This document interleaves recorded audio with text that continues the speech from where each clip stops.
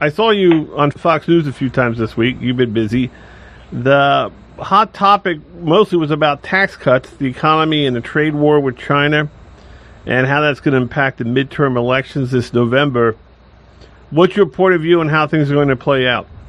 Well, it's going to be very interesting, I'll tell you, because a lot of things that are going on right now are going to play into the results of the midterm election. So let me start with this. Let's talk about China for a moment, because that's a big one right now. It seems like we are potentially going into a trade war, and the issue here is unfair trade. Now, of course, China says that the United States is starting things up, but that's really not true.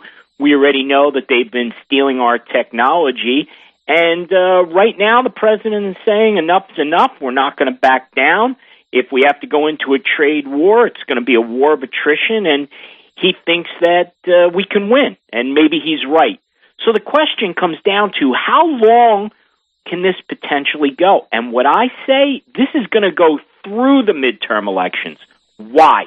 It's because I think China is going to be very, very specific and strategic with where they put their tariffs in place, especially as things escalate, and it looks like they will, because China is going to look to damage Trump politically, to hurt him with his base economically. Now, if they're successful in doing that, meaning that the Republicans take a beating in the midterms, President Trump is going to be weakened, and therefore China may be in a position of a little bit more strength.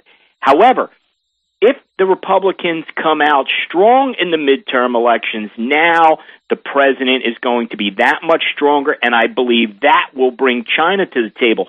So I don't think that these trade situations are going to end before the midterms. I believe China is going to use the midterm as a barometer as to what's going on.